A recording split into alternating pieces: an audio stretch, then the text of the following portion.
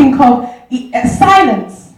You know, there's a time whereby you have to be silent. You know, where sometimes you are in that conversation and it just goes blank. You know, yes, we can see that the connection's gone, but then it goes silent. And there's a time where in our lives we do have to be silent.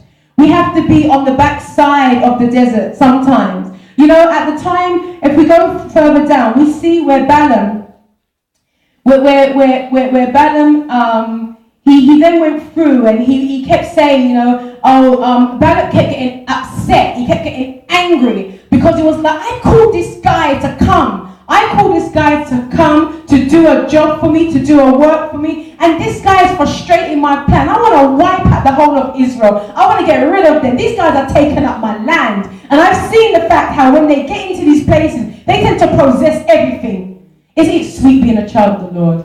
Isn't it sweet being a child of God that you can possess everything that He puts in front of you? Everything He gives you, you can possess it because we have the seed of Abraham. We are inherited just as the Israelites. You know, they were taking up room. It wasn't the fact that Balak was frightened that they would kill him or kill the entire nation of Moab. What it was the fact that economically they were taking up room. They were going to spread out. It said, you know, they spread over the face of the earth. So you can imagine how many of them there were.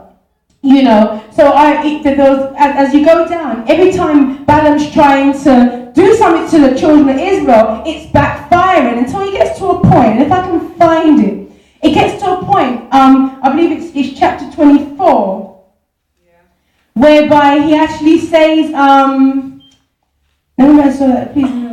okay, 1 minute. Anymore, the Omens. I can't call on them anymore because, you know, this thing is really not working out for me. And what it said is that Balaam set his face to the wilderness because he just knew that at the end of the day, the God that he was serving was nothing compared to the God of Israel. Amen? Amen. Amen. So the time of silence, even Balaam, someone who was of his selfish gain, would even turn and say, you know what? I need to set my face to the wilderness because this is becoming too much for me. I need to set my face to the wilderness.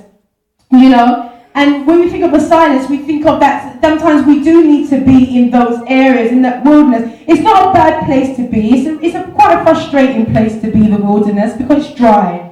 You know, it's a place whereby, you know, sometimes you're just like, Lord, when am I going to see a revival? When am I going to see a better day? When am I going to see